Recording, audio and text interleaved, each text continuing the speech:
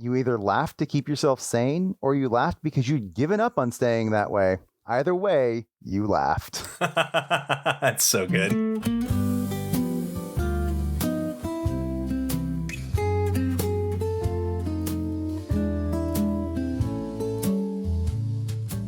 Welcome to Shelf Indulgence, where stories come alive in conversation. I'm Remy, your host and first-time reader, turning the pages alongside each guest as they revisit a book that has left its mark on them. Together, we linger over passages, chase down themes, and wander through the margins of a story worth revisiting. Whether you're turning the pages for the first time with me or revisiting a favorite alongside my guest, I'm glad you've joined us on this journey.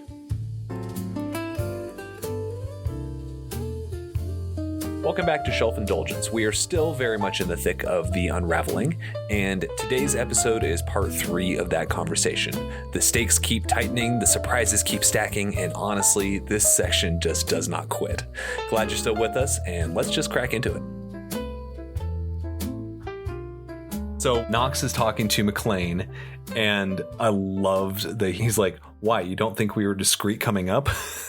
That made me laugh so hard. Like, no, dude, you were not discreet coming up. I mean, Peter even said that they had a run-in with farmers. I don't think we've seen that yet, but there was no discretion whatsoever. But the fact that supply was there waiting for you should have told you that.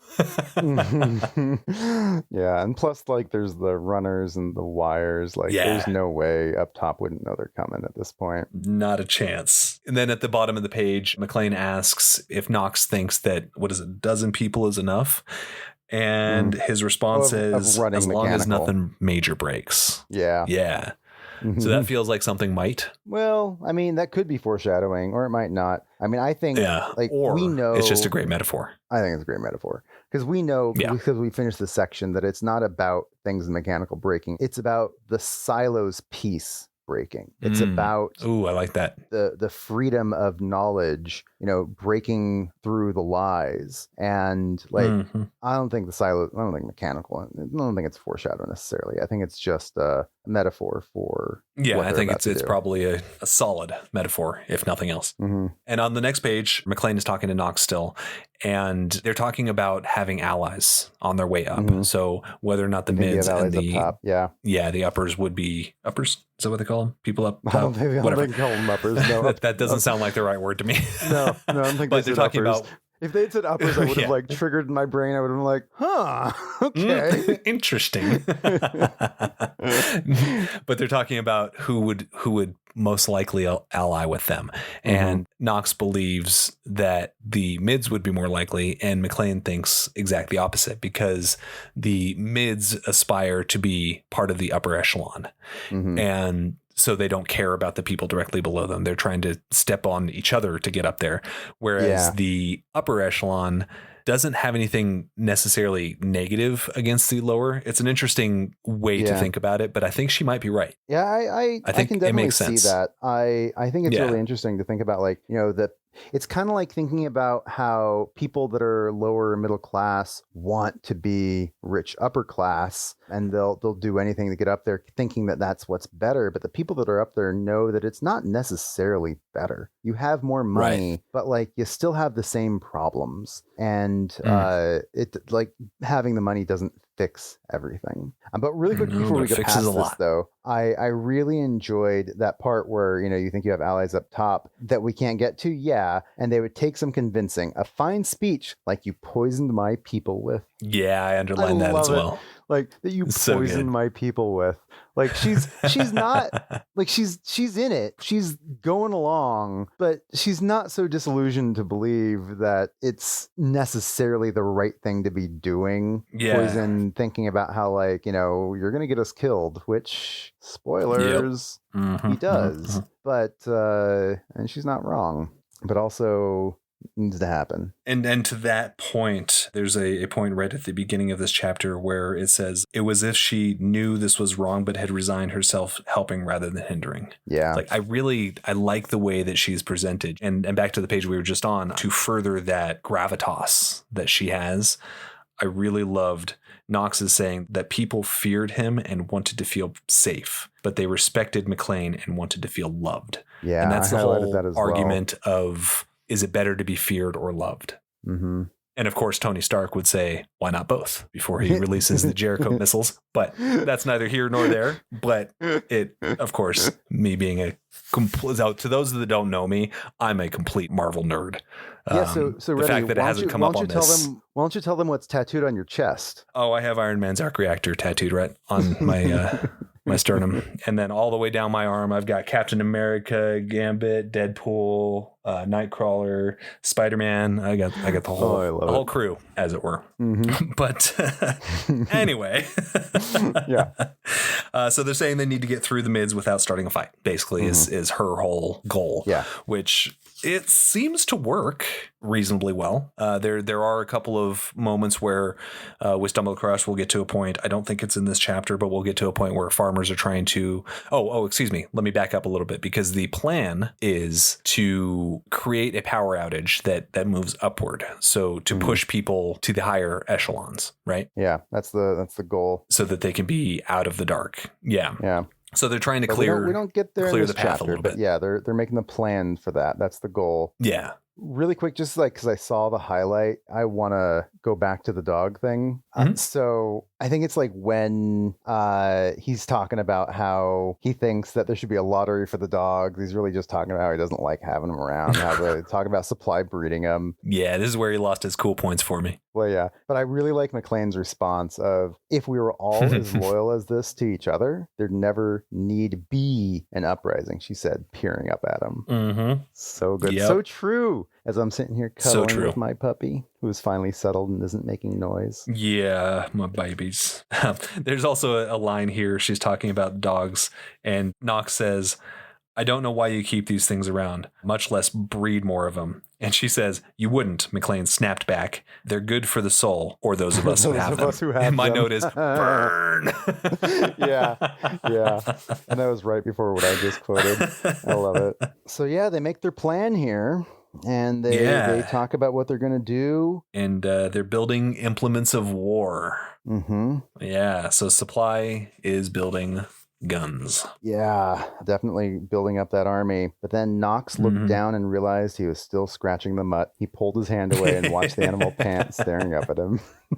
And I feel like that's a little bit of a redemption there, that like shows Knox like he doesn't completely hate the animal. I mean, maybe a little bit, like he pulls his hand away when he realizes that he's scratching the dog, but like he still succumbed to the dog anyway. He still like gave it the pet that it wanted, and that's why I love doggies. No, you're right. He does, but still, it's like, dude, lay off, man. They're not hurting you. Yeah. Really glad to see in all this planning that McClain, at least, not Knox, is thinking of what's to happen after. Like she is like, okay, so if you do that to the public, you lock them in their rooms, you do this, that, and the other. What are they going to think of you after you kill? Yeah, like to them, you would just be a tyrant going and killing head of IT. They don't know why. They need to be on your side. They need to understand the reasoning behind this. And there's also a line here that he says, we all lived in fear of the outside, fear of cleaning, afraid to even talk about a better world. And obviously I'm on Knox's side here. I'm for the revolution. I'm behind them, but he's making a lot of assumptions about what's out there. Yes, Jules made it over the hill, but as far as he knows, she's dead on the other side. Yeah. He seems to be making a lot of logical leaps, which, yes, he's right, but he doesn't know that. And he's making a lot of arguments and leaps to the quote unquote fact that outside is not safe necessarily, but it just feels like he's kind of overstretching a little bit. What specifically are you referring to? Because I know he commented earlier about how, like, why not try to bring people that go out to clean back in, clean them off, and see if we can get them to survive. And so, like, he's not thinking, oh, it's safe out there, but he's thinking, like, if we have the truth, maybe we can actually make movement towards figuring this out. That's fair. Like, he knows now that the suits are engineered to fail. So if we have suits that aren't engineered to fail, what could we do with that knowledge? Yeah. What could we figure out? And even on this page, he talks about how he wants to, explore the world, expand, figure out what's out there, actually move into the world and not make it taboo, which, again, I'm all behind. It just felt like his assumption of what's outside felt a little speculative, and it sat strangely with me. I'm not mad at it, but it didn't feel right. But the power outage plan is in place, and supply is going to be moving up first. Mechanical is going to be moving up after, and they're going to be wearing the yellow of supply so that they can blend in a little bit better. At least some of them are. I don't think that they found a mechanical smock or overall large enough for Knox. But yeah, this is where he says the goal will be to hit IT and contain it. Mm-hmm. With the power outage, though, I think that they are suggesting that mechanical's going up to fix things, not just supply delivering things or whatever. Right. Yeah, that's the idea, even though it's a really flimsy because mechanical always goes down to fix, is what McClain actually points out. Even points that out, yeah. Yeah. But I wanted to point out on this page, I love that they're talking about Bernard and how he's still playing mayor and whatnot. Mm-hmm. But then Knox says, I don't think he'll put up much of a fight, which I wrote in there. I highly disagree. I was like, why would he think that? Like, why? Yeah, that doesn't give him the idea that they wouldn't fight. Like, he thinks that they didn't have a peaceful transfer of power, as we talked about earlier. Like, I don't think that that's likely. Don't you always? In this world or in real life.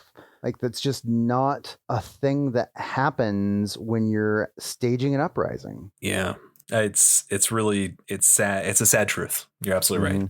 Bloodless turnovers are very, very rare. But I mean, they do happen. As you said, it's better to hope for that, I suppose. Mm-hmm. And there's a part in here. It might not be in this chapter. We may have passed it. It may be in the future. I'm not entirely sure. But there's a part in here where Knox suggests they put Bernard out to clean. And I feel like that would be the worst idea ever. He's going to sprint for one of those other. They're going to let him in. Oh, yeah, because he knows that there's other silos. Yeah. Obviously, they don't know that. How about we send Bernard out to clean with his own supplies? Like, with the supply, with the heat tape that, even is then, for though, IT. They've got enough time to clean. Mm-hmm. If he just got in there and he fucking sprinted to the next one that he had a buddy in, because he's spoken to all of these people. Yeah. There's another Bernard out there.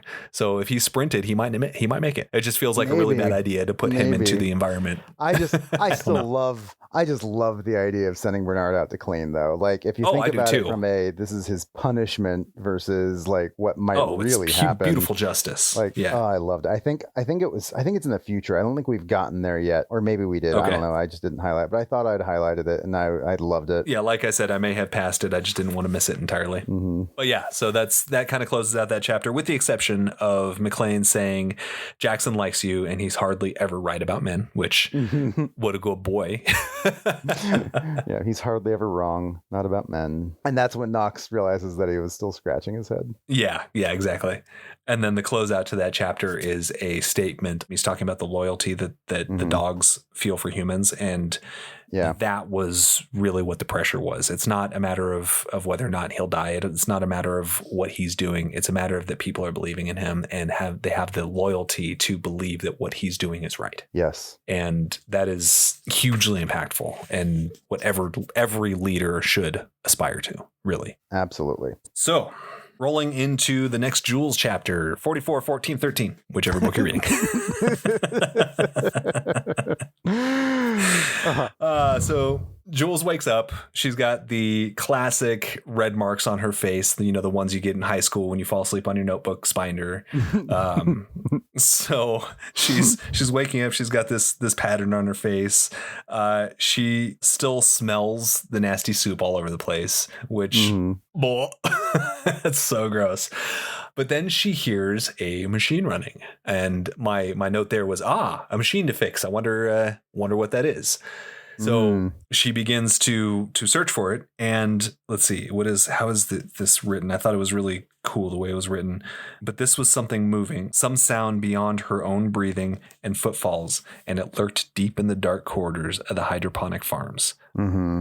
I love the imagery of the lurking. It's alive. It's just so good. It feels appropriate. Mm-hmm. But it's also like really exciting because there's something living, even if it's a machine, there's something living here. Anything. Yeah. Then she has her act of defiance where she jumps over the turnstile. Mm-hmm. And you imagine that being so freeing because you've lived in such heavy scrutiny your entire life. Mm-hmm. That level of scrutiny, for that to be so freeing, that's wild to think of what that would take to make that little act feel so liberating. And I love the way it's written too. too. The small act of defiance somehow powerful, as though she had come to accept the lawlessness of this dead place, the complete lack of civilization, of rules. Yeah, and she does it a couple other times in other departments. And then later notes how like easy it's become and how it's just natural like later on. Yeah, it becomes habit, at this basically. point, it's that like that act of defiance. And I think it's really interesting, commentary on how freeing and how different, maybe not freeing, but like how, well, as it says in the text, powerful this feeling is of being able to go against what you have been ingrained in your head your entire life that you need to do. Who knew, like, skipping the turnstile would have such an impact, but I get it. Yeah, totally. And that's exactly it. It's like to live that tightly and to have this one little like, woohoo. It's just, that's awesome. It's so she finds the hydroponic and is able to make a improvised flask. She does drink this brackish water. She says the fluid that met her tongue was brackish and foul, but wet, and the taste was not of anything chemical or toxic, only slightly more distasteful than the grease and oil she had practically drenched in for 2 decades. Yeah. And she's talking about so she calculates, well, she tries to calculate how much water would be left in this place, and she comes up with the amount of a lot. Basically, she doesn't have to worry about it, so problem solved. Yeah. As long as it's not going to kill her, she's in good shape. Yeah. But then she's also talking about after she makes her improvised flask, and that's with a pipe that has a cap on the end of it. She's talking about how she could make a fire to purify it. And while, yes, that's a great idea in any normal circumstance, not knowing what the oxygen situation is in this silo, I'd be real damn careful with that. You burn oxygen really, really fast that way. Solving one problem and causing another, potentially, obviously, if there is an oxygen generation of some kind, that's not an issue. And, make a fire all day long. But she should absolutely consider the fact that she needs to know that she, oxygen. Yeah, as far as she knows, she's living on oxygen that's just been contained here. And that will have an expiration I forget date. exactly where, but she does comment on that about how she's not sure if that there is oxygen being purified or the air is being purified and put through, if there's just enough oxygen left over in here because it's nobody's using it. I believe that was near the beginning when she first got here. I believe that she mentioned that. And I think so too, I'm sure I underlined it, but God, I've underlined so many things. Yeah. So it's hard to hit everything. We this already book take is so long to get through all this. We don't have time to get through all of it. Yeah. So she ends up hearing a pump, which is a great sign. Then we're talking about the flies that we had mentioned earlier and how that's almost a comfort because there's some form of life. Some life. And she's kind of trying to place the time frame of how long ago this happened. The plants are dead. She's she's thinking, okay, it wasn't 100 years ago, but it wasn't a few days ago either because these things wouldn't. So she's got a really wide window that she's working with trying to figure out. But then she finds a tomato. Yeah. It's not ripe, but it is hopeful. That's very encouraging. And then... she had put her knife in the door to keep it propped open so it wouldn't shut and lock on her so she gets a little bit of light. Which the first time she did that, I was thinking, are you serious? You don't know who is or isn't in here, and you're going to leave your only bit of protection out there? Find another way to prop the door open, lady. I know. There's got to be stuff lying around. But... As we expect, the knife is removed from the door and there's no clatter. So somebody doesn't fall. Took the knife. Yeah. I mean, she doesn't fully believe, like she assumes that it must have fallen through, even though she doesn't hear anything. And she gets out there and she's still like, maybe, I don't know how this thing where the handle's thicker than the grate would have fallen through, but maybe. Yeah. And then she sees her water bottle's gone. And that's when she realizes that there's somebody else here. Yeah. She hears somebody running. Before we get to that point, though, before she gets to the door, because the knife has been removed, she's in pitch black. I want to read this paragraph out. She is creeping forward in the pitch black, trying to feel out. And then an arm was on her. Reaching over her shoulder, Juliet cried out and dropped the tomato. The arm pinned her, holding her in a crouch as she tried to stand. She slapped at the intruder, tried to pull away from it. The tablecloth bonnet yanked from her head until finally she felt the hard steel of the turnstile, one of the waist bars jutting into the hallway and she felt the fool. And my note was ... Nicely done, Howie. Yeah, right? You got me there. It got me too. And I know what happens. But I think part of me was because I know that she's about to meet Solo, I kind of assume this must be Solo. Like, I know somebody's coming, so this must be them. And then the turnstile, I'm like, oh, I forgot about that. That's well good. Played, Howie. Well played. Yeah. Mm-hmm. So in the we very know somebody's next here. Paragraph, I really appreciated leaving the turnstile and heading for the exit, one hand on the wall, another groping ahead of herself. Juliet wondered if she would start talking to objects now, start going crazy. I'm like, I already fucking do. So yeah, right. All right.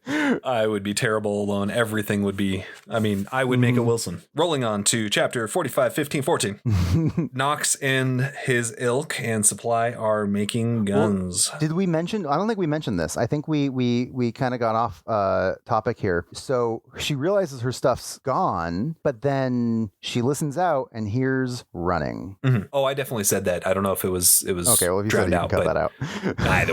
either way. But yeah, she hears running, so it doesn't say so yet, but she gives chase as Jules would do, obviously. Yeah. But now rolling into 45, 15, 14. I would like to start out talking about 45, 15, 14. So we haven't been reading the quotes from Romeo and Juliet at the top of each chapter. We've talked about that they are there.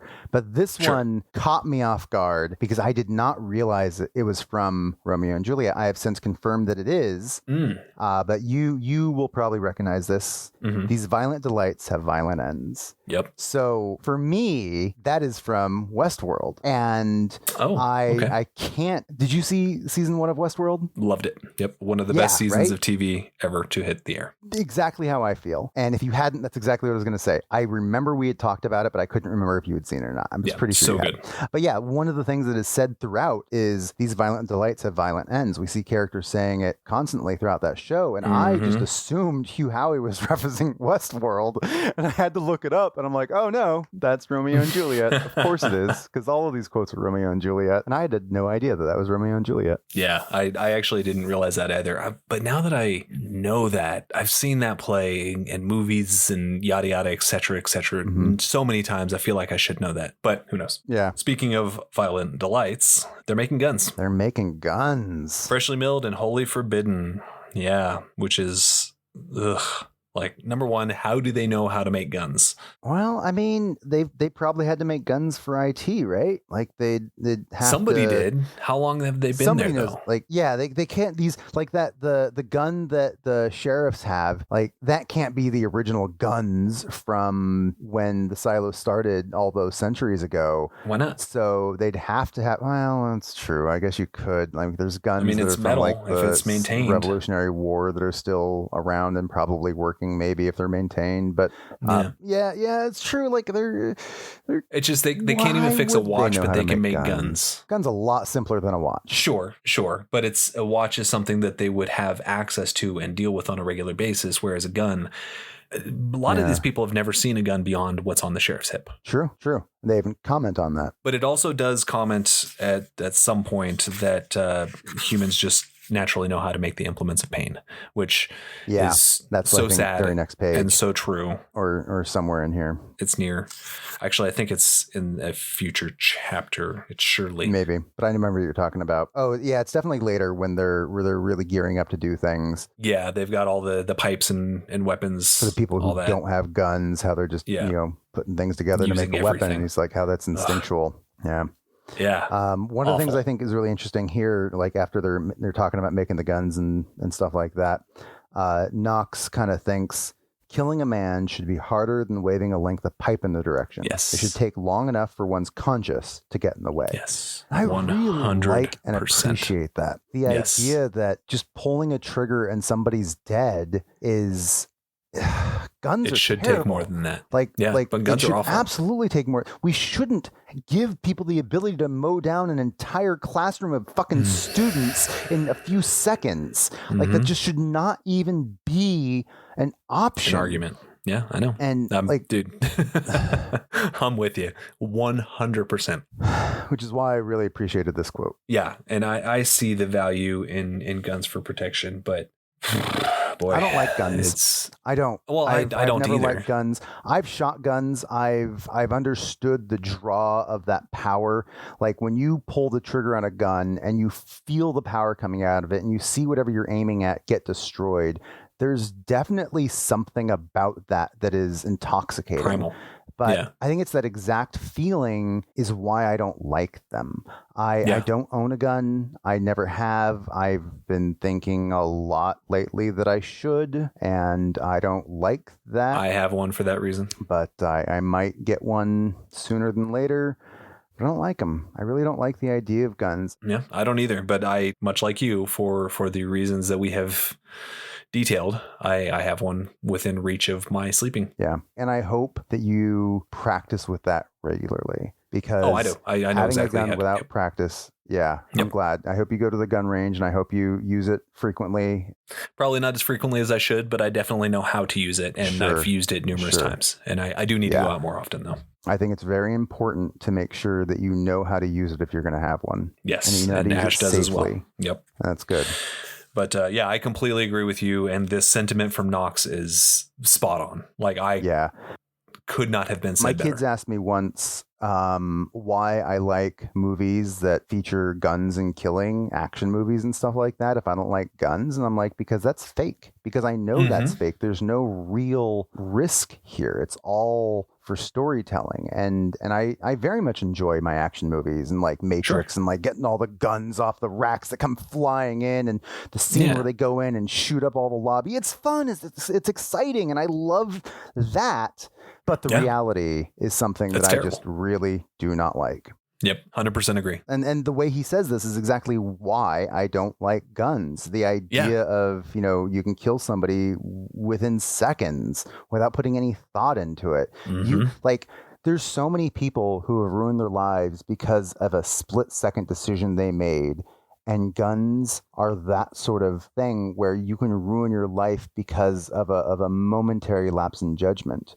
You can ruin somebody else's life. You can take somebody's life because of a momentary lapse in judgment. And it's such a powerful, scary thing. Yeah, it's terrifying. But going back to what you were saying about watching movies with guns and things of that nature, I don't particularly love to watch nonfictions. I don't read nonfiction. I get enough of life in my life. Everything I watch is a fiction, and that's why I enjoy it. So completely, I'm agreeing with you 100% because it is the fantasy. It's like playing video games. Like there are days where, you know what? I need to go shoot some aliens in the head. Like I play Fortnite all the time. Do that I was playing Fortnite last night.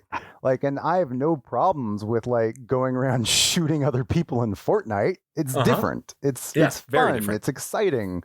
Yes. But it's not Yeah, when you put real people in there, it's a lot different. Yeah. But I also wanted to point out, going back to the book, I wanted to point out that he immediately points it at someone else. Trigger discipline does not exist. There is no concept of how these things should be dealt with because they're foreign. They're completely foreign. And then on the next page, not only do they have guns, but they have fucking grenades, mini bombs, pipe bombs, basically. It's like, woof.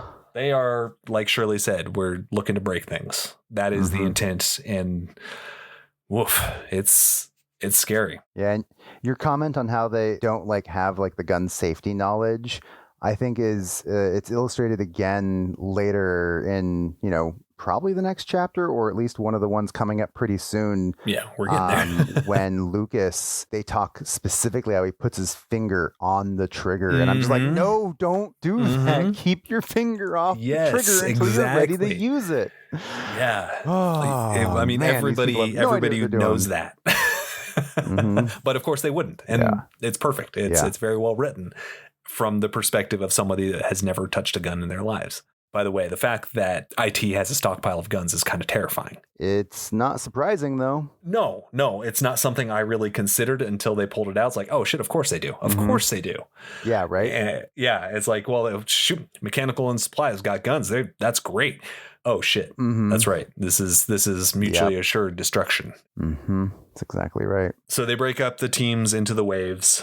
The first wave is McClain and Supply. They're kind of going up to make it look like this is a goodwill, trying to help people out, trying to make people comfortable that the power outage is happening. And then Mechanical will follow up afterward. Knox, Mark, and Shirley are and Courtney are the ones that are called out specifically, because I think those are the only 4 in Mechanical that we actually know that are on this trip, right? Maybe. I don't know. I wasn't paying enough attention to who is where and the names. Fair enough. But yeah, so those are the 4 that we're aware of. And it was strange to me that Knox assumed that they wouldn't be coming. Or is that not yet? And it's strange to me. Oh no, this was well earlier. Yeah, he assumed that that Supply wouldn't be coming in the first place. And that was strange to me because, like, obviously I assumed that they'd be coming, but it was because Knox, once again, we've got the misogyny coming in. Knox thought McClain shouldn't go because she was a woman. He didn't straight out say it. Yeah, I think it was. Yeah, that was. I don't think it was specifically that he didn't think Supply was coming. I think he thought McClain shouldn't be coming. Yeah, and again, like you just said, that misogyny of because she's a woman. Like I felt that too when I was reading it. I'm like, really, Knox, dude, seriously? Yeah, that's like when Marnes said something that laugh that he did that all men do. It's like that sucks, not from you, but yeah. Unfortunately, that does happen. So at the bottom of this, that she must see how disappointed he was in her coming. You could tell at a glance that there would be no reasoning with her. I like that last line when Knox questions where she's going to be, or tells her where she's going to be. She says, and tell me where you will be, Knox of Mechanical, when the bombs fly, when these men and women who look up to us are facing their gravest test, where will you be? I circled that and say, oh, I like her. She's a bamf. So he says, well, you know where I'll be. And she's like, damn straight. And you'd better know where I'll see you there. Like, go McClain. Yeah, she's a badass. Yeah, absolutely. So then we get back to Jules chasing these mysterious footsteps. She is running as fast as she can. She's blown away by the fact, barefoot, yes, but just like a runner.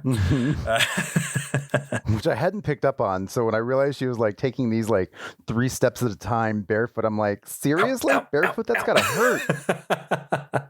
So yeah, she realizes that there are other people alive. And this is where I wrote worst game of hide and seek ever, because they're talking about the Vassile. She may never find them, not if they didn't want to be found. Somehow this was more terrifying than anything else, that she might live the rest of her days foraging and surviving in a dilapidated silo, talking to inanimate objects while a group of people did the same and stayed out of sight. Yeah, I'd agree with that. Yeah. Like, can you imagine knowledge that there were other people around, but they were just never seeing them, hiding? You don't know their intentions. You don't know anything else. Just, I hate it. Yeah. And this is where she says that she'd be concerned that people would seek her out and not have the best intentions. I'm like, this is just now occurring to you? Like, just now? Like, you are way too trusting, Jules. Yeah. I don't know. It's trusting. Just like she just assumed that there wasn't going to be anybody in there at first. But yeah. Yeah, I suppose. But they have her knife as well, as she points out. And so she's chasing these footsteps. And to make sure that she's still following them, she stops and tries to hold her breath. Have you ever done a stress test for your heart? No. Is that what you have to do? You have to like work up really hard and then hold your breath? You have to jog for as long as you possibly can. And they increase every 3 minutes or 5 minutes or something like that. They increase the incline and the speed. So they are trying to get your heartbeat up over a certain amount. I'm very happy to say that my heartbeat would not get over that amount because it's too healthy, which yay. But then once you say, okay, I can't anymore, they lay you down on a table and tell you to hold your breath. Fuck that. There's no chance. There's no possible way to do that. Trying to catch your breath and like, you got to hold your breath. That sounds terrible. I felt like I was dying. Like I was no problem. I was just running like, all right, it's been like, I think 17 minutes or something like that. And I was at a pretty good click at that point. And they're like, okay, lay down and hold your breath. I'm like, no, that's not going to happen. There's no way in hell. So her saying this is like holding her breath to keep quiet was almost impossible. Her lungs were crying out for deep gulps of air. And that's exactly what it felt like. Man, that was the most difficult thing I think I've ever had to do, trying to hold my breath doing that. And you sound like you're dying. You're like, hold your breath. Like, I can't. Yeah. Your body's like rebelling against you, trying to take in a gulp when you can't. Absolutely not. Oh. Man, but this is where she's running sideways down the stairs 3 at a time. I also wanted to point out another personal story. I used to work as a process server. I think I mentioned it on a previous episode, but a lot of hospitals. Say that again, because I heard. Okay, I totally heard you wrong. I know you didn't say this, but I heard you say I used to work as a cross dresser. Oh, like, my! What? I didn't know that. What were you doing? And this is, not quite, but I worked as a process server. And process server. Yes, you mentioned this before. Yeah. Okay. So the main clients that I had were hospitals. As we know, hospitals have a lot of floors, and elevators are not worth waiting for 99% of the time when you're in a hurry. So I did this shit every day. When you get that sideways run downstairs, man, you can fly down a set of stairs. It's wild how quickly you can beat an elevator to the bottom of a tall building. Oh, that's got to be fun. Oh, yeah. Damn. Yeah. I don't know that my knees would handle it these days because I was a lot younger then, but man, it was a lot of fun. I love that job. I wish it paid better. It was just running all over LA. Sounds interesting. It was a fascinating job, but yeah, it really changes your perspective on the way the system works. It's the amount of information that is requested daily is insane. It's wild. But to get back to the book, in her running down the stairs, she briefly thinks about all the injuries she's seen. Like she is concentrating on keeping her feet exactly where they need to fall. Because I would imagine that I think we talked about this as well in a previous episode, the amount of broken bones that must occur on stairs in these silos it's got to be the most common injury. Has to be. Yeah. I can't picture anything else in a silo that would be a more frequent injury. Like this is like, they've got to have a special ward in the hospital areas for this. Going up and down stairs all the time. And it's just like, you have to do that. Probably a lot of people falling down those stairs. Can you imagine how scary it would be to like almost go over the railing? Oh, like, yeah. Just running. Thanks. Hard pass. Terrifying. Especially on floor, what was it, 82? Yeah. Whichever one it was that had a big drop. Yep.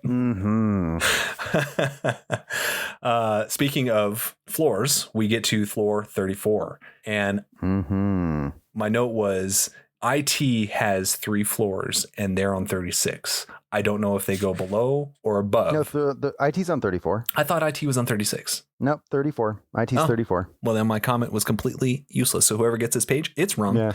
Well, never mind. Well, then, I don't know it's IT. if IT starts on 34 or if it's like that's where the doors are and that was my 33 question. And 35. I'm not sure about that, but I know that the doors of IT is always 34. Okay, I for some reason I had it 36, maybe because of the age thing. I had those two numbers conflated. Maybe. Oh man, 34 comes up a lot then because we realized something else with 34 later that we'll get to. Yeah. It's a strange recurring number, and I was wondering why. But yeah, IT does have 3 floors, so I don't know if it's 34, 35, and 36, or 34, 33, and 32, which I would assume it's 34, 35, and 36. I don't know why. I think it's 33, 34, 35. I think that was brought up once that it was like above and below 34, but I'm not entirely sure. Okay, so it's a mid. Okay, all right. Yeah. I mean, we know that 35 is also IT. Yes, we find that out here. Yeah. What we learn soon. Yeah. So yeah, she stops at 34. She tries to open the door. It's obviously not locked, but it is blocked by something. So she's pulling, and then something breaks. She is very lucky she didn't smack her head or break her tailbone. Yeah. Not good.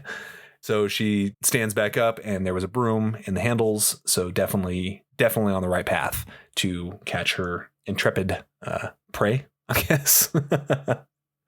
And she finds that she's walking by what she thinks are giant batteries. She thinks that this place is being powered by... Before we get to the servers, I wanted to mention that when she opens that door, she is met with a flood of light. Oh, right. Which I think is really interesting, because everything's illuminated here in 34. IT, which is the case during the power holiday as well.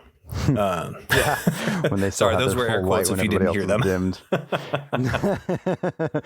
Power holiday. Yeah. So after being flooded with light, she makes her way in, and she's not sure where she is, which, again, surprise, she doesn't know 34 is IT, but this is a different silo, so things could be different. She should know 34 is IT. I think she recognizes that it's IT. She just doesn't know what these things are. Okay, that's fair. Yeah.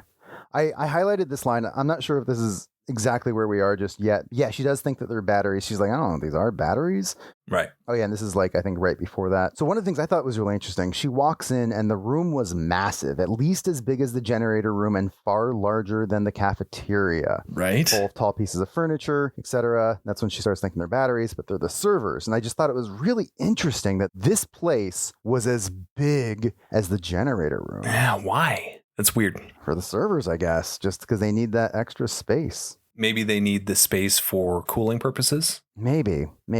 Or maybe just the massive size. I'm not really sure. Again, all of these servers, it feels like too much, even knowing what we know. Well, I mean, okay, if we want to get into what we know, no. We're about to find out that they're basically seeds to reseed the world, I would guess. And so they would have all of the knowledge that they would need for that in each and every silo. So they'd need all the servers to hold all that data. Yeah, and there are probably redundancies and backups and things like that. And each silo has redundancies. Sure. Yeah. And we know the books that we find later are the backup of the backup. Yeah. So she thinks they're batteries. It's pretty evident to us that they're probably servers, especially us knowing that she's on 34 IT. Then she chases this guy, and he runs a pretty familiar path to something we just saw and slides into the hidey hole that Lucas was just introduced to. And that blew my mind. It's like, how does this fool know that this exists? Like, is this silo's Bernard? Otherwise, how does he know about this hidey hole? What gives? Yeah. Who is this guy, right? But one of the things I think is really interesting is that because of the time jump of us going back to Juliet's night before, I think, and maybe not exactly lined up, that since we're now the next day for her, that she's chasing this guy into that grate the timing could line around the up. same time Lucas is learning about the grate. And I think that's a really interesting that is interesting there, even though we learned of Lucas learning about it earlier. I think they happen about the same time, and I think that's kind of fascinating when you think about like when things are happening throughout the book. I hadn't considered that. That's a really interesting point, because you're absolutely right. The timelines are so skewed that these things could totally be happening within the same hour of each other or very near. Yeah. That's a good point. Definitely the same day, regardless of anything. It's definitely the same day. Which is wild to begin with. So then she's trying to catch this guy, and she manages to catch the grate before it closes. Then he grabs the knife, and unfortunately, in her final attempt to pull it away, he gets her with the knife. Doesn't sound like it's too bad. Nah. So far. Seems like there's a lot of blood, but like it probably wasn't too bad. Yeah. Once she pulls the grate up, he gets out, and they have this little standoff. And he seems scared. Yeah. He is just terrified, and she's saying easy, trying to calm him down because she doesn't have a weapon. He does. She asks who he is. This man's beard is thick and unkempt. He's wearing gray overalls with just slight differences. Looks like they could be from her silo, but just a little bit off. He doesn't really have a name. Well, very specifically, he says, "No name," he whispered, his voice dry rasp. "No need. Are you alone?" she asked. He shrugged. "Solo," he said. "Years." He looked up at her. Yeah, it's kind of funny. That's how Han was named in the Solo movie, because he was alone. Oh, interesting. Yeah. I thought that was really funny. I mean, obviously you hear Solo, you think Han, at least I do, because I'm a big fucking nerd. But yeah, well, the fact that he gained that name virtually the same way, it's rather amusing. Well, it was dubbed to him because he was alone, but Same exact thing. I just thought it was really, really entertaining. Funny enough, as much as I am a huge Star Wars fan and definitely think of Solo as Han Solo, I didn't connect that here. Solo to me was just this guy's name. He is Solo. And interesting. Didn't really click for me. Interesting. But I also really like that, like, he says he doesn't have a name. He says that he's Solo. And then that's just what she goes with. From here on out, that's his name. Yep. that's no questions asked. Yeah. I thought that was great. But after this little introduction, he asks, what level did you come from? So he is obviously not thinking that she came from another silo, which obviously, why would he? But she says, I didn't come from any level. I came from another silo. And he nodded as though this made sense. And I thought, okay, well, if he's in this hidey hole, one would assume that he does. But from her perspective, it's like, oh, that's not a surprise to you. New information to her. So like she assumes this is new information to everybody. And I like that it says like she enunciated this last softly and Solo, like I came from another silo. Like it's going to be this world shattering information. And he's just like, dun. Yeah. He's like, okay, cool. That makes sense. Cool. Yeah. Oh man. But then he asks, like, is the outside safe? And she's like, no. Unfortunately.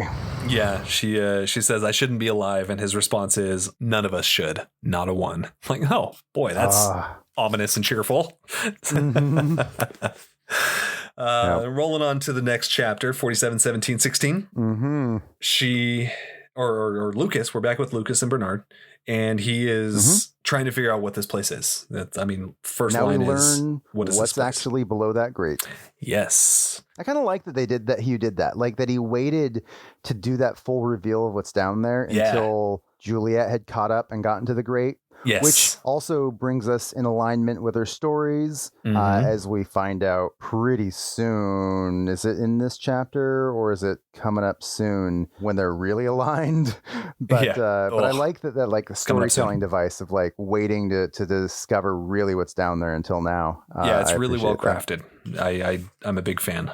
So Lucas sees a grid of circles evenly spaced. Several of the circles were crossed out with thick red marks of ink. So we can assume that the one that Jules is currently in is one of those, marking the dead silos. And I wanted to stop on that for a moment because I think I mentioned, I mentioned earlier in this conversation that there could be other solos. Like just because they've lost connection or there was an uprising or something to that effect in a silo, they mark them off as dead. I mean, that is evident by what happened to Solo. And so imagine this could have happened, an uprising could have happened, and nobody knew about this room. One of these silos or many of these silos could be completely operational and assumed dead because they don't have communication. So I thought that was a really fascinating, the fact that they just kind of write them off. And that leaves so much potential for allies, unknown,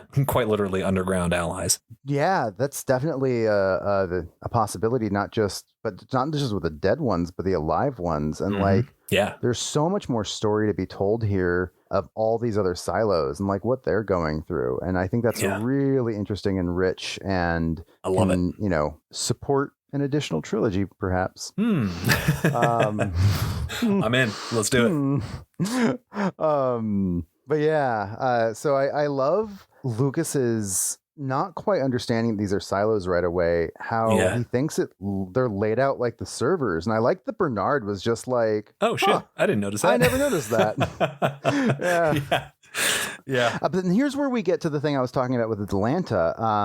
So, we're looking at the servers, the map of the servers on the wall, and it says there was also a jumble of squares and rectangles in one corner with parallel lines spaced between them that keeping the blocky sheet separate and apart. These figures contain no detail within them, but the word Atlanta was written large beneath. Yeah. Okay. And for me, it feels like what he's saying is this is the Atlanta block grid of silos. Yeah. And like I was saying earlier, I suspect that means that yes, that they're in Atlanta.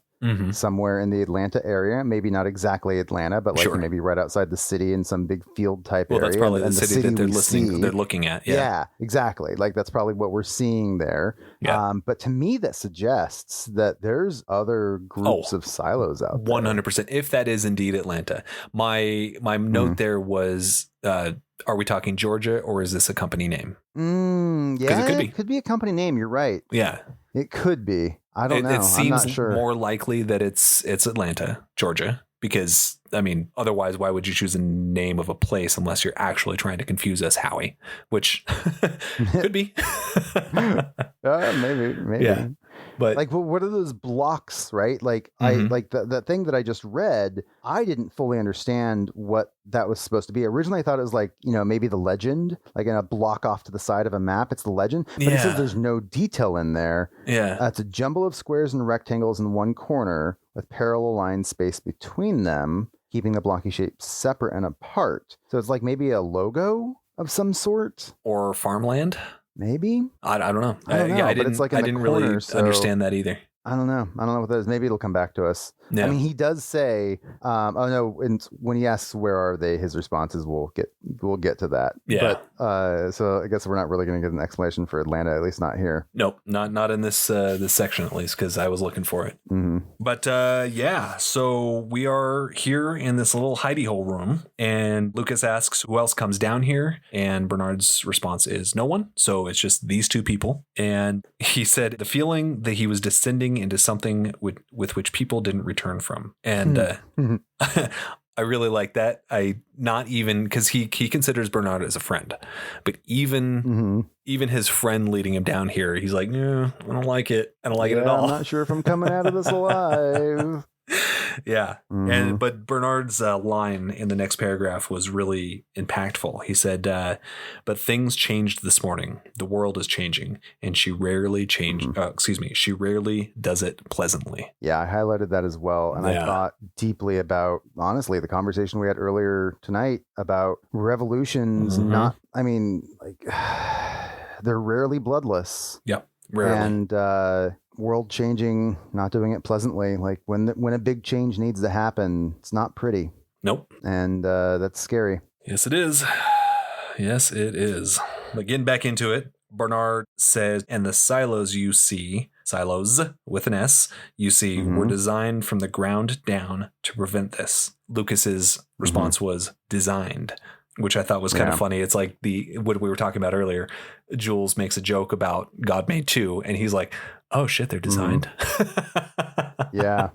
Like, oh, yeah, interesting. Then he questions the use of the word with the plural, silos. Bernard basically just like ignores it. Yeah, he doesn't even say anything. He wants to he wants Lucas to familiarize himself with this book. A book on the desk. There was a book on the desk unlike any Lucas had ever seen or heard of, and he wants him to come down here and read. This is why I thought so. His Bernard's instruction to Lucas as his new shadow, being the caster. He wants him to come down in this room whenever he has a spare moment to read, giving him the spare key. And this is why I thought when Juliet reached out to her silo, either 16 or 18, that he would be there, that it was going to be Lucas that answered. Yeah, man, that would have been so good. I was hoping so much. Would have been. That being said, wouldn't that be great? Fantastic the way it played out too. I can't be mad at it. But this is where we learn about not only the Pact, but in this book, he looks at it and he's like, "Oh, this is the Pact. I know a lot of this already." And Bernard's like, no, this is the Pact. And like, what does he say? Half an inch? Like, yeah, that's exactly what he said. The first half inch of the thick book, he said, this is the Pact. The rest is the Order, which we don't know anything about yet, but we learn about it real quick. And it is full of contingency plans. If this happens, go to this page. What to do. So Lucas, then comments on what we're supposed to do with a failed cleaning. And he says, Go to page 72. Yeah. He knows it off the top of his head. He knows exactly where to go. Yep. So in the event of a failed cleaning, what does it say, Michael? And below this rested terrible words strung into awful meaning. Lucas read the instructions several times just to make sure. He glanced over at Bernard, who nodded sadly before Lucas turned back to the print. In case of a failed cleaning, prepare for war. Prepare for war. Oof, chills. Love it. Yep. Oh, it's so good. I mean, but we know that that's exactly what's fucking happening. That's the problem. It's like they are so ready for it. It's like, it kills me because it's absolutely right. And I hate that it's right. I hate it. Mm-hmm. Before we close this chapter out, there is one little thing I wanted to point out that I thought was really funny. He goes on this whole little side thought of it dawned on him suddenly that nobody knew of his fascination, his enchantment with Juliet. I'm like, you told your mom, you fool. Your mama knows. With the exception of his mom, though. Yes. Yeah. Yeah. Like, I sincerely hope that doesn't come to bite him in the ass, because you should be able to trust your mother. But there is a loose thread, and that very well could bite him in the ass. Maybe. I think that, like, if that's going to bite him in the ass, it's not going to be because his mom said something. I think it'll be probably revealed in his actions and his words. Sure, that makes more sense. But if Bernard got an inkling that he could be on the wrong side or something of that nature, and he decided to delve further into it, there could very easily be a loose thread. Yeah. If he decided to pursue, absolutely. And I mean, I don't think he'd be above torture or anything of that nature. He doesn't seem the type. Yeah. So, yeah, I don't know. I mean, who knows what Bernard would have in store for him. Yeah. But also, Bernard just revealed, like, the deepest fucking secrets of the silo he possibly could to this man. Sure. So if he finds that he is not loyal, I don't think torture is what's in store. No. I'm thinking torture would be for mom to find out. Yeah, but he'd have to know that there was something to find out. I think if he finds out, he's just going to know. Yeah, you're absolutely right. Lucas is just going to be dead. Fair. Yeah, he doesn't take betrayal lightly, as we've discovered. So moving on, though, I find it really interesting, again, with the way this is structured out, we find out, Juliet finds out about the hatch. Mm-hmm. We then learn through Lucas and Bernard what's in the hatch. And in the very next chapter, here we are jumping into Juliet, who is now going into that same room. Yeah, it's pretty well written. I love the, it's almost, I know we've talked about this on the first episode as well, but Project Hail Mary. It's that slow onion peeling and just leaking information out at just the right time, just perfect timing. And this is very, very well done. I completely agree. I love the way this is written back and forth. All right. So rolling on to chapter 48, 18 or 17. Depending on what you're looking at. Honestly, there might not be any versions where it's chapter 18. Might not be. I think it's probably just chapter 48 or chapter 17. Yeah, we just happen to do 18 our renumbering here, to make it 18. Yeah, right? I can't not say it. I know. But anyway. But Juliet is in the room. Following Solo in. Yeah, and it turns out he's a chatterbox, which is a lot of fun. Yeah. Which I think he would be after, we're not going to say how many years yet because we're about to learn, but that's a thing that we're going to talk about. Yeah. So in that page, he is just rattling. He's telling his life story. He's telling her everything she wants to know, and probably more. And she is led into his bachelor pad that has got to be rank. I mean, it describes it as being stinky. The place was a wreck and smelled foul, but Juliet figured Solo couldn't see or smell any of that. Oh, God. My comment here was, sounds like my ADHD, but I think it's more than that. I think it's more than just the ADHD that Solo may or may not have, and it is the idea that you're just living in it, so you become nose blind. It doesn't matter anymore. But that's how I am with my ADHD. Like, there's piles of things that just become background because they've been there so long. I don't dude, you should see my desk. It is the dirtiest place in the house, but I know where everything is.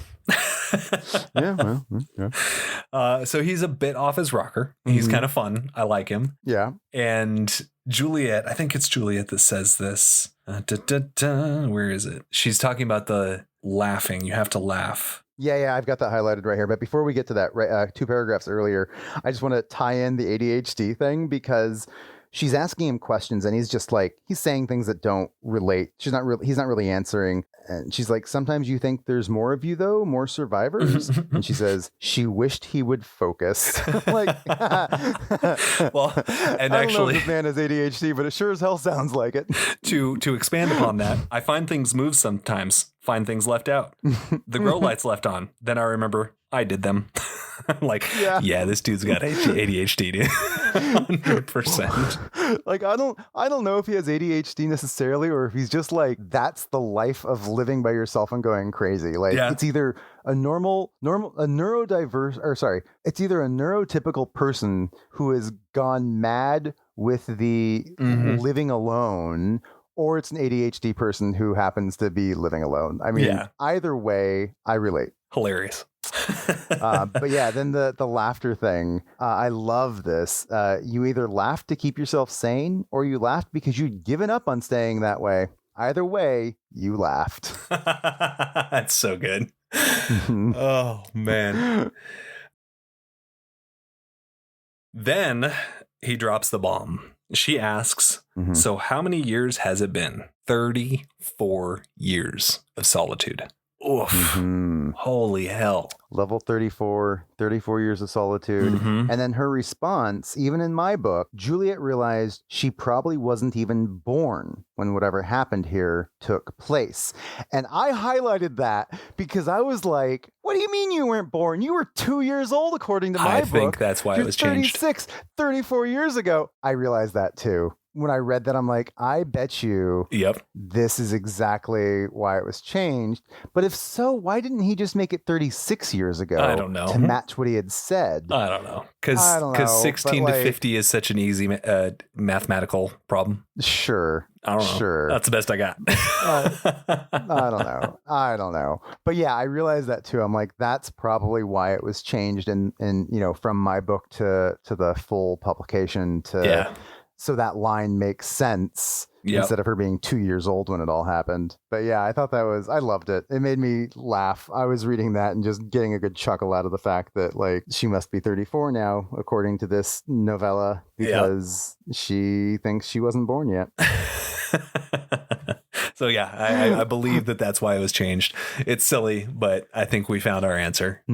I think so too. So turns out he's 50. And so he was 16 when this uprising, we're going to call it, because I don't know what else to call it, occurred.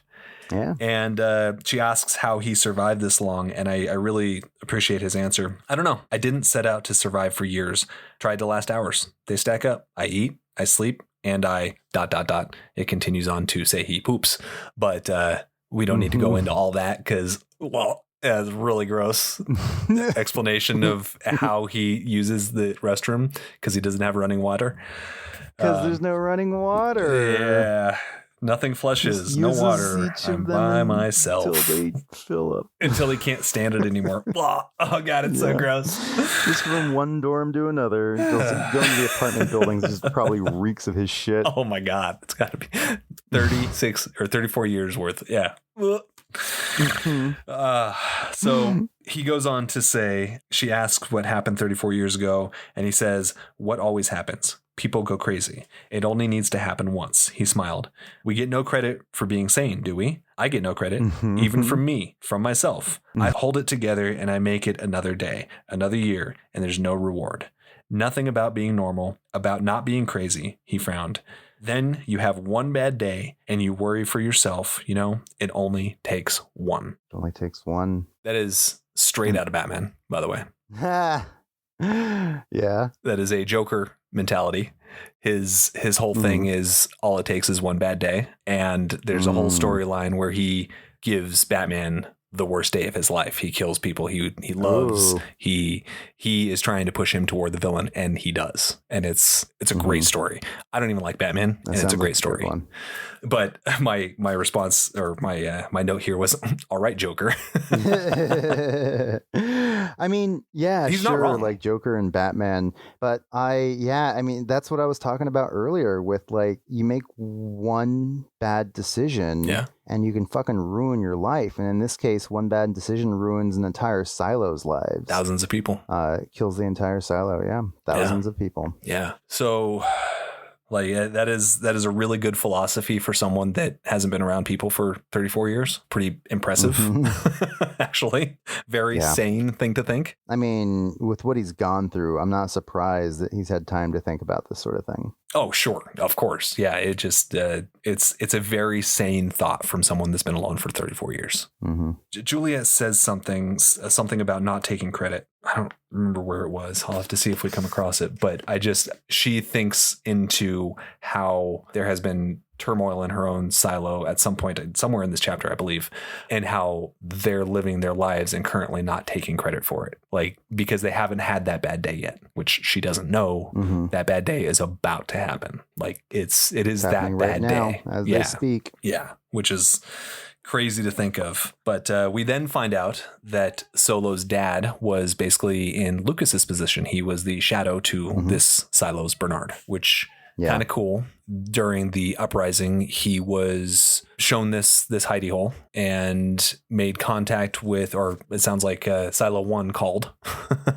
And the conversation was short, and then they never talked again. So because somebody was in the hidey hole that shouldn't have been, they assumed this Silo dead, which is a huge jump.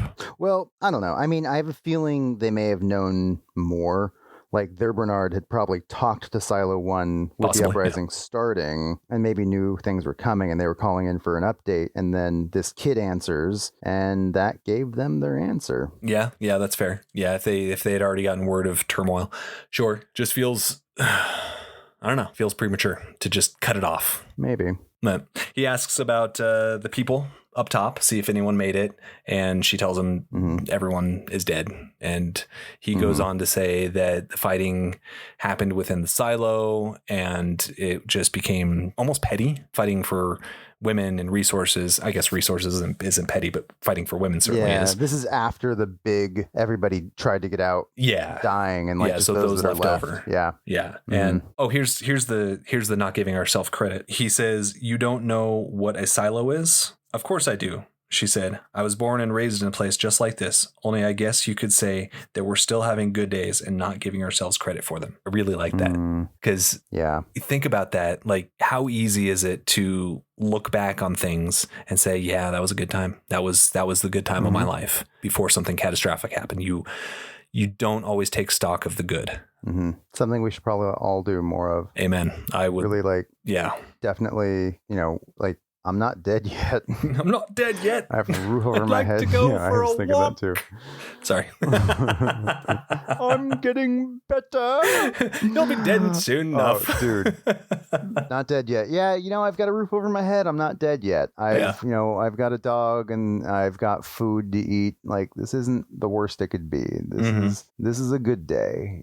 Even though sometimes I look around and think, why haven't I cleaned? I haven't put that away yet. Like, the house is a wreck. Oh my God, I'm not doing well. Why am I not applying for jobs? Why am I not, whatever it is, I'm eating poorly, but I'm still here. Yep. And I definitely need to give myself more credit for that. Not taking credit. It's a good day. Yeah. I'm not dead. It's a good thing to keep in mind. We like you said, we should all be better at that. I completely agree. I mean, the days that I'm stressed out for work, I've got a good job. I'm comfortable. I'm happy. I've got a wonderful wife, a wonderful son, awesome pets. What the hell else could I want? And still I'm sitting here stressed because of a fucking email or it's ridiculous. It's absolutely absurd. So I love that mentality. Take credit, folks. Everyone in. Absolutely. Talking to you. This is where, getting back to the book, this is where Solo asks what a bull is. He says, "Have you ever heard the term raging bull or someone being bullheaded?" And this goes right back to our conversation about bullshit and how rat shit became a thing. So they kept some of the bull things, but not bullshit. And that's so funny to me. Yeah. I thought about that too. Like, if you don't know what a bull is and you're saying bullshit, like, I guess if that term had lasted, it would be one of the things that you just didn't know what it meant. Yeah. It's just a term like we It's were talking bullshit. about earlier. But in their world, it turned into rat shit. And I get it. And that's, Totally. I like that. I really like that. And I really like how when she tried to like think of like, well, what's somebody being bullheaded mean? Mm-hmm. Oh, like a bully is her answer. Yep. Someone who's careless or mean. Like, And he laughs. Like, don't that's be just like like kind of where she went to. Yeah. I like how Solo is just like so much we don't know. Yeah, of course. It's so easy to be ignorant of subjects that you have. Obviously, you're ignorant of. You don't know what you don't know, I guess is a better way to say that. It's hard to know how restricted your worldview is if you don't know anything about the subject you're trying to enlighten yourself upon. So Solo is much wiser than he lets on at first. Granted, he has all these books and everything to go off of, which we get further into on the next page. She is, let's see, does he hand her this book? Yeah, it was the size of a children's book, but 10 or 20 times as thick. Still, it was a book. She could see the edges of miraculously fine cut paper. That alone, I love that. Yeah, I think it's basically an encyclopedia. That's my assumption, yeah. Essentially. With pictures, which, moving into, she's never seen a photograph. Yeah, like it's not a full color one. Yeah, like they've got their ID pictures, which... I guess probably dot matrix printer style. That would honestly. be that's exactly what I was thinking. It's like those really horrid dot matrix pictures where you can kind of make out a face. It's like, the nose, the eyes and mouth are in kind of the right position. That's you. Enough to kind of identify that it's you. Yeah. Yeah, just enough. But she sees this picture in this book and she's wondering if it has batteries, if it is powered in some way, if this is a false image, a lie. Because funny enough, I highlighted that and said mine does because I'm reading it on my Kindle. That's fantastic. So she's blown away by this picture. And had you never seen one, you would be. That's wild to think of never having seen a photograph.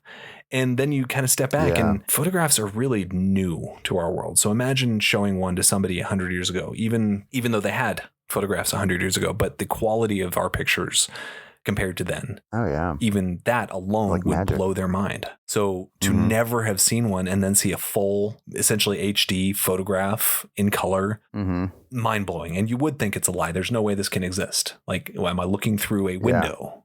Because she has no point of reference. I mean, even looking through a window wouldn't be a point of reference for her, which is kind of wild to think about alone. But then we get to his whole why the silos exist. And I want to get your take on this. Yeah, I really enjoyed that he talks about seeds. So this actually goes back to one of our earlier conversations about what a silo is. Like you were picturing like, a missile silo, and I had always pictured like a grain silo. And he really kind of goes into that where like what a silo is. I even wrote down, hey, it's Michael's definition.